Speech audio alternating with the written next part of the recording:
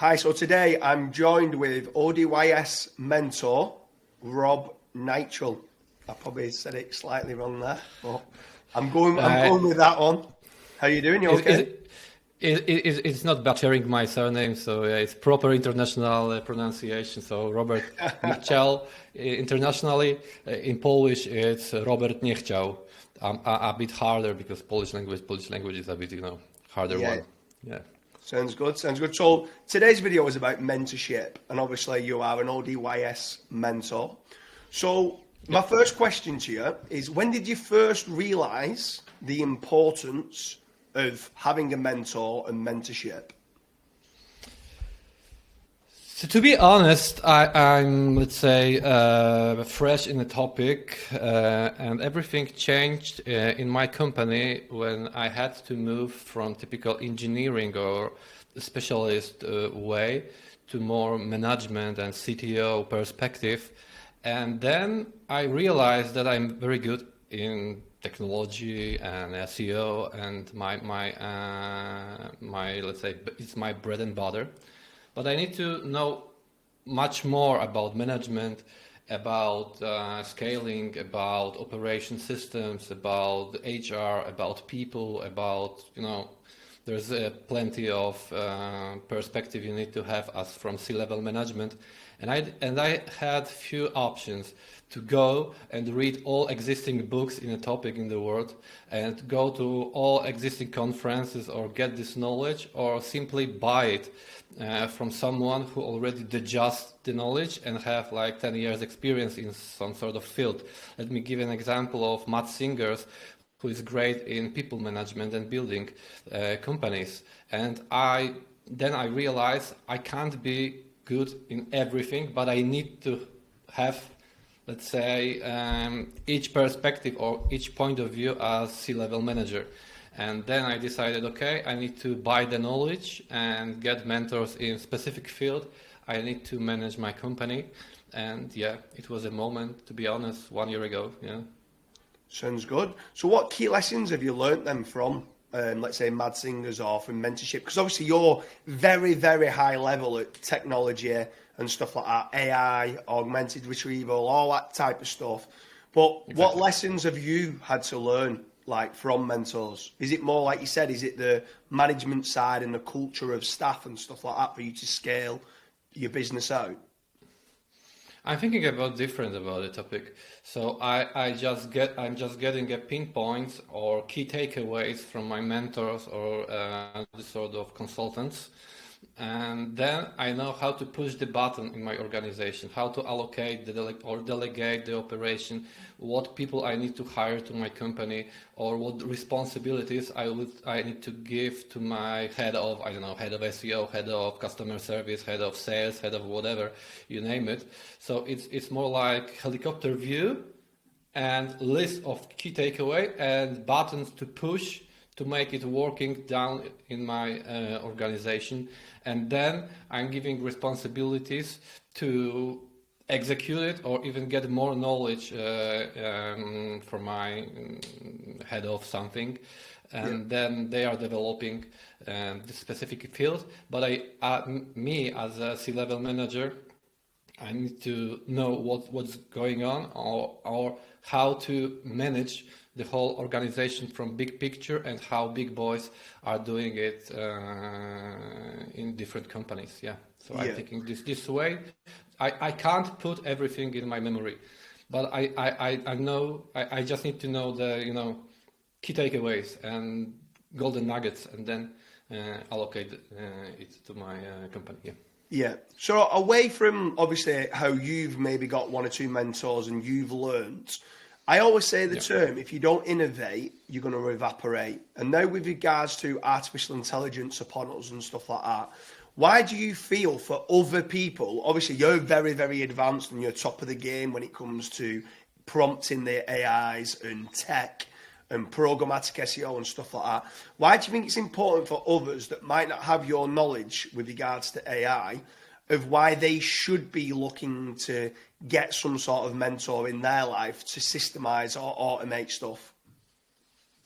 So to be honest, there is one principle you need to move fast in such a fast environment, and you have a few options. You can learn it by your own, or get the knowledge already prejudged by someone and move faster than exploring R&D, doing R&D development inside of your company, because the circle is already developed on the market.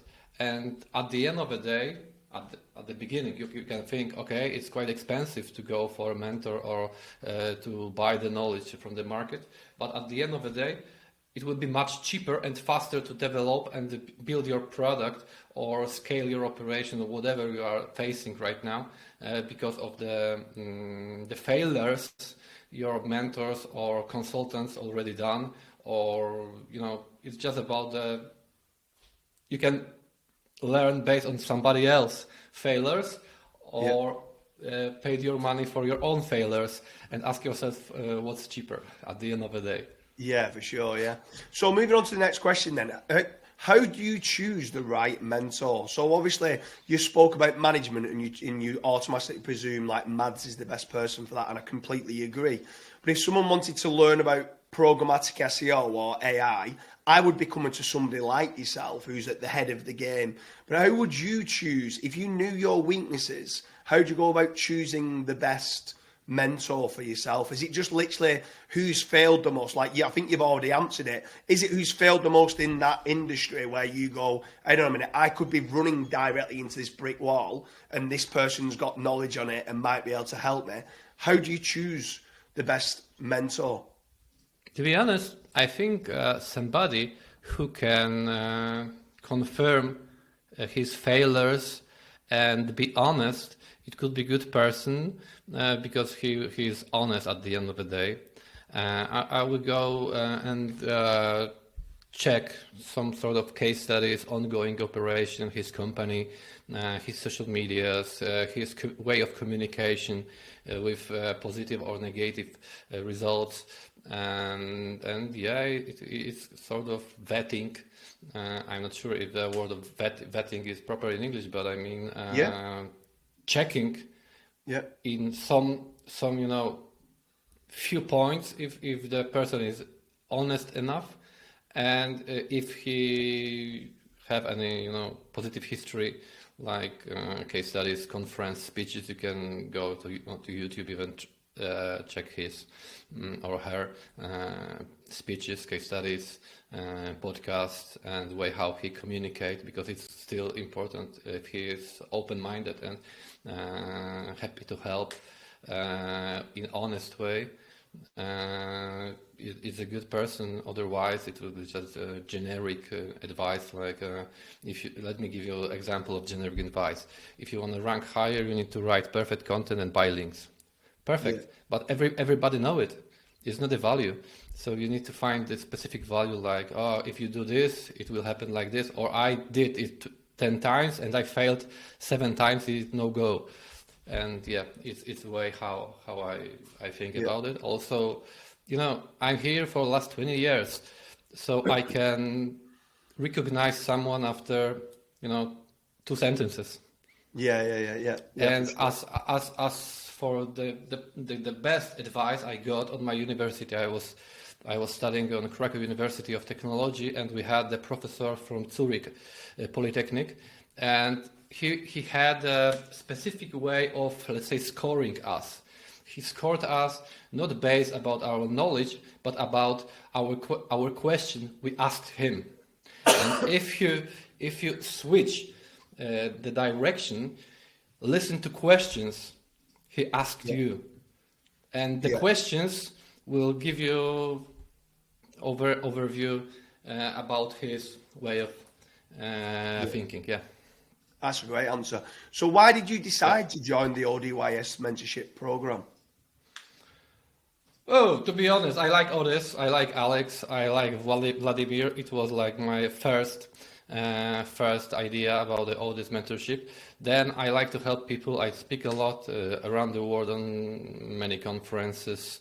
I like, if both, it is both way win-win. Because if I help someone, I will see his, let's say, his kitchen, his backend, his overall business. So I will learn myself because of his cases, and then I'm able to give my input based on my experience and my cases. Yeah. And yeah, I think about it like a win-win situation, and also it is good for networking and meeting new people, helping people, even expanding my operation, my company, because at the end of the day we can do something good together. And yeah. Yeah.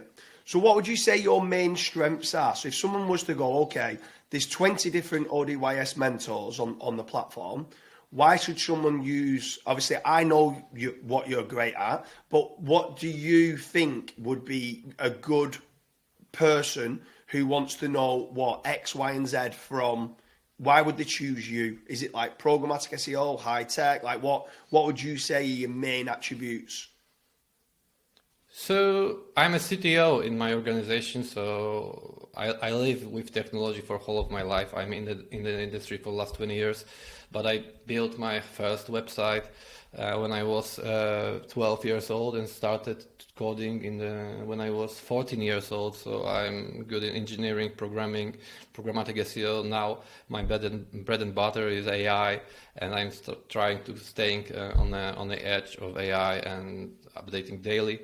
And yeah. So I'm the geek one. I'm geeky one. I'm geeky one. But as I already mentioned, I'm on the C-level in C-level management right now. So I have also a big picture for business operation, IT development. I know where you can face the bottleneck with implementation of your solutions, or what sort of bottlenecks in the IT department you can face. I don't know any other, or maybe I know, but it's hard to to ask me any question about the technology I can't answer, or typical developers or coders. Yeah. So what advice? Go on, sorry. I just want to say that any IT, there is no IT department in the world who can ask me bad question or trying to trick me. It's not possible. Yeah. You are someone who I would 100% come to for technology, AI prompts, programmatic SEO, and anything high level tech. Yeah. But I'm still running the SEO operation, so I'm trying to connect everything in the world of AI, world of technology, world of whatever you name it, with SEO, and then making money or getting traction with Google and visibility, and So what advice would you give someone that's never yet had a mentor or done a mentorship call? What advice would you give to that person? It's a hard one, but to be honest, I would ask about your main goal in the long run, like 1 year, 2 year, 3 years in the future, and ask yourself about costs you are paying right now to getting the answers of your struggles, like what sort of technology, how to use AI for it, how to make automatizations, or how to scrape data, how to organize the structure or your technology stack, or how to go global with your operation, and ask yourself a question: what's cheaper or what's more effective for you? If you are, hiring people, it's quite hard, and especially hiring A players is quite hard to your organizations. And as I see from the market perspective, big boys are hiring guys for moving stuff and pushing stuff in your organization and buying knowledge. They are buying knowledge on the market from guys like me or you, or guys in ODYS Mentors program. In the long run, it's cheaper and more effective way. Yeah, for sure.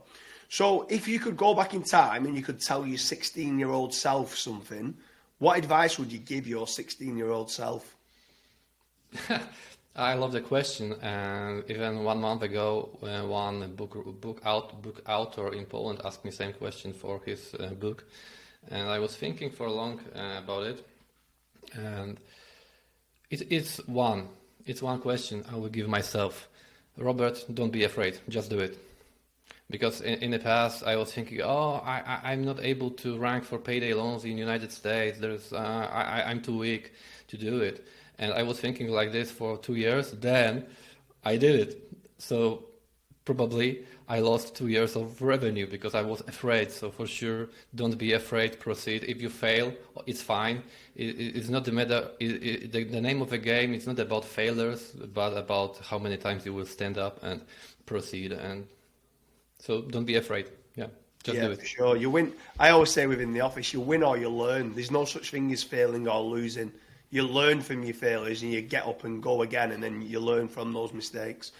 But yes, especially it's such a fast environment where the industry is moving and shaking on daily basis with all technology, which is moving and shaking and developing on daily basis. So yeah, it's about proceeding and doing stuff instead of thinking and overthinking the stuff. Yeah, for sure. So with regards to mentorship calls, there's a bit of a divide that starts to happen. When people haven't had the mentorship call, they think it's expensive. And the people that have had the mentorship call say it's the best return on investment that they've ever done because it saved them so much time and learning from that 30-minute or 1 hour call. So what's your thoughts to people some that are saying it's expensive but never done the call versus the people that are saying, wow, that is the best money that I've ever spent? Yeah, it's based on the mindset of the second part, not my part, but the second part who want to book this sort of call or mentorship.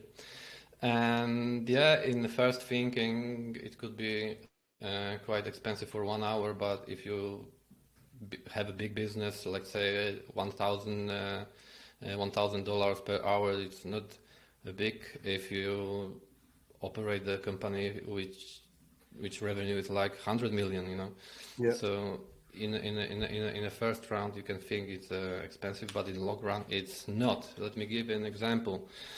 I had a company. I consulted them, and they are selling garden furniture. It's one of the biggest company in Poland. And the owner told me that the entry level for the consultancy, it was 1,000 zloty per hour. It's let's say it's 300 euro per hour, which and the normally rating in Poland is like 75 euro per hour. So it's a difference. But he told me that the impact for his business was much higher than he expected, and he told me that it was the best invest money for this sort of operation. Of course, it was for SEO. He's also playing with pay-per-click and other methods, but overall, at the end of the day, he told me that it was cheap comparing to the company size. But I also think that it should be expensive because it's my time, it's your time, and if you want to pick my brain and allocate the resources and memory and the focus to give you the correct answer and deep dive to your problem, it has to be expensive. It's not a factory. I have few hours, maybe monthly. You probably have same, so it has to be expensive to allocate your time, allocate your calendar, allocate your resources, and full focus on the topic. So it is how it is. It should be like this. Yeah, for sure. And I think, like you said, I think the return on investment that you can get, even something so minor, those marginal wins that can start compounding and persistently you're improving. Instead of going down that path, they might be sent down this path, and it could save them millions from literally a simple 30-minute call. So the return on investment, in my opinion, is huge if you choose the right mentor to kind of guide you down the right path. So, Rob, how can people look to book you for the ODYS mentorship call? I think it's the easiest one. They have this specific mentors platform, and there is a calendar. I'm not sure if it's up to date, but still they are confirming the date. So go to ODYS.global, I guess, and there is a section with mentors. I'm there. So it's the best way.